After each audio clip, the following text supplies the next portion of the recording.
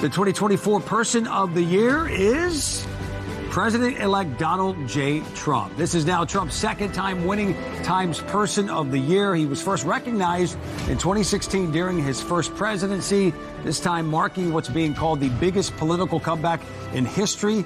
To celebrate the unveiling of the magazine cover, Trump addressed a crowd and rang the opening bell just moments ago at the New York Stock Exchange. Well, thank you very much. This is an honor, a tremendous honor. I brought some of our compatriots along with us. They're going to do a beautiful job for you for the next 4 years. And it's really been something very special. And I have to say, Time Magazine getting this honor for the second time, I think I like it better this time, actually.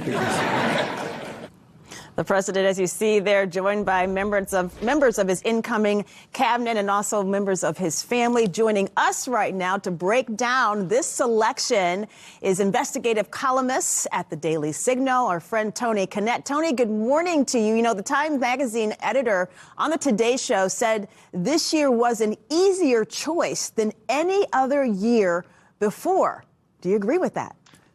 I think you're pretty spot on there. So is the Time Magazine editor, because when you consider what has happened in the last year, I mean, my goodness, it feels like 2024 has both been the quickest year ever, as well as one of the ones that dragged on and on. Multiple assassination attempts, a crazy candidate dropping out, crazy debates, an insane economy, immigration. This was the year to tune into politics. And the story is really all about the return of Donald Trump.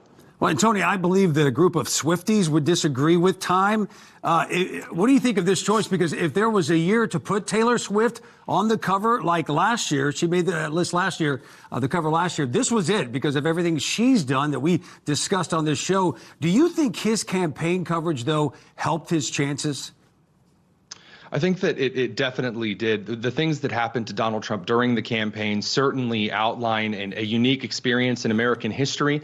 Yes, of course, Taylor Swift is a very successful artist, a very talented concert performer. But I mean, there's just something about this captivating come from the bottom story that Trump had from 2020 to 2024, culminating this year. And there really is nothing like it. And it really is one for the history books.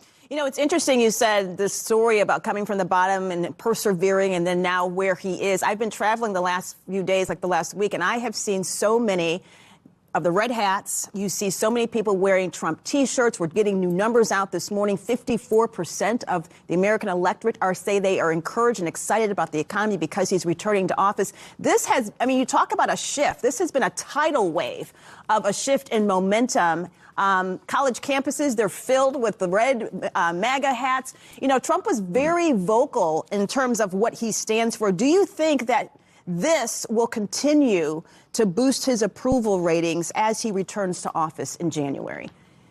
I do. So, Fanchin, as you and I are both native Hoosiers, we understand that going out of Indiana, we're used to seeing some of the more blue side of politics when we travel. And when I've gone to Detroit, when I've gone to in deep New York City or Virginia, I have found a lot of red as well that you might say shouldn't have been there after some of the political attacks over the last couple of years from the far left.